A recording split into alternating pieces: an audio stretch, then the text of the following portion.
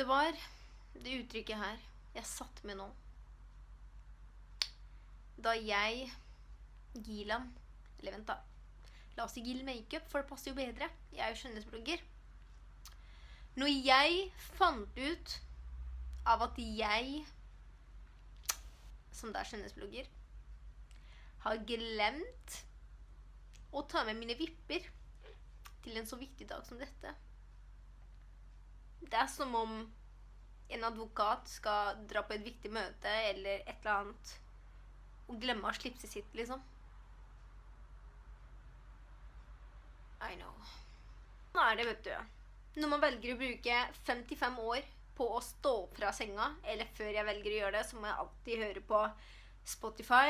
You know, i hvert fall, ja, 20 sanger. Og så skal jo jeg også rulle gjennom alt som heter sosiale medier. Måtte jo selvfølgelig lese VG også, og ikke minst side 2. Og så tok jeg frem sminken for å starte dagen. Og da fant jeg ut at jeg ikke hadde falske vipper. Kaos. Men nå skal jeg ikke overdramatisere det her noe mer, selv om det er veldig dramatisk. Jeg skal prøve å keep calm. Jeg skal prøve å komme meg innom H&M eller nå. Kjøpe noen falske vipper, sette de på, rekke lunsj med Cecilie og Sophie. Så skal vi komme oss til Store Senter, hvor da vi skal møte mange av dere. Jeg gleder meg utrolig mye, og det vet jeg også at Cecilie gjør. Jeg tror det er hennes første meet and greet her i Oslo, eller i Norge. Så det blir kult. Jeg håper at jeg får vippene på. Da blir det kult. Hvis ikke, så får dere sett det her. Neida. Jeg skal prøve å rekke det her. Så blir ferdig.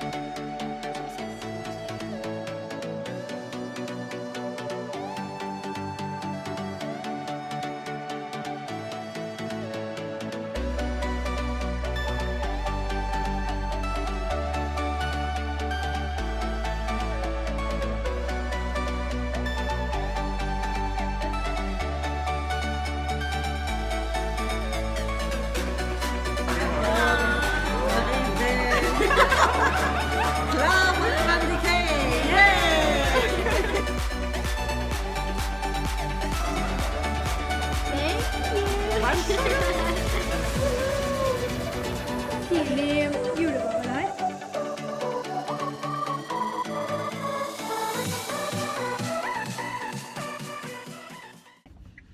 Hello! Da har vi nettopp spist lunsj. Jeg, Cecilie og Sophie. Nå er vi på vei til Storo. Vi skal være der klokken 3, så vi har jo fremdeles litt tid på oss. Men jeg må jo skaffe meg vipper før vi skal sette i gang. Jeg går jo fremdeles ut av vipper. Og så må vi gjøre litt andre småting, forberedelser, før det her skal settes i gang. Og Cecilie, gleder du deg?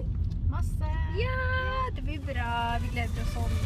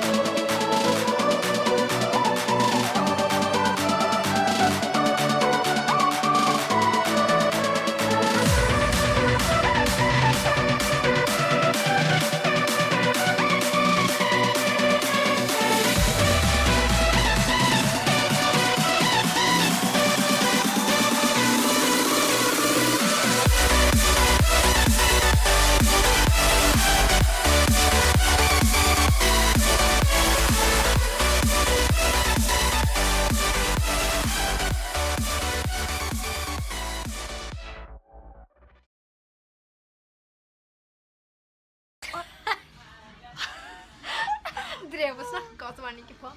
Ok, som dere ser her, så har jeg, eller Cecilie, hjalp meg med vippene. Vi måtte springe inn på H&M i stad, eller før alt satt i gang, for å kjøpe noen vipper. Så ser dere forskjell. Uansett, har ikke det gått bra i dag? Kjempebra, herregud, det var så mange folk. Det var så gøy! Og kjempemorsomt. Vi var begge litt nervøse. Jeg var litt nervøs, men det gikk kjempebra. Så Supermorsomt å møte alle dere og rolig. Vi kom jo ca. 1 time før det startet, og da var det allerede kø. Vi bare, wow! Da ble man litt redd, men det var bare morsomt.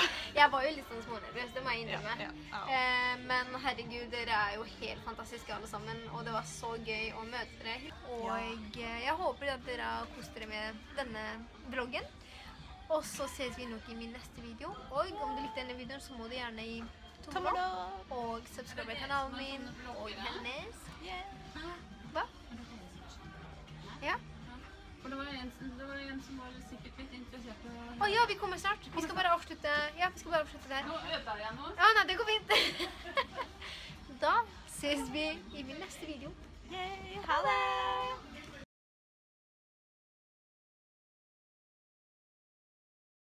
Ciao Nibashi. Ciao, Nibashi. Novemen. Novemen? Novemen. Hva betyr det? Novemen Cecilie. Jeg skal si jeg heter Cecilie. Novemen. Novemen Cecilie? Ja. Novemen Cecilie blir det. Yeah. Ok. Novemen Cecilie. Novemen Cecilie. Evruke. Abruke. Evruke. Abruke. Evruke. Abruke. Gelek. Gelek. Horsbo. Horsbo. Det var veldig gøy i dag. Sier jeg går ut av sammenhengen. Evruke. Abruke. Evruke. Abruke. Gelek. Abruke. Gelek. Horsbo. Horsbo. Abruke. Gelek. Horsbo. Wow! Du er flink med språk, altså. Muchas gracias.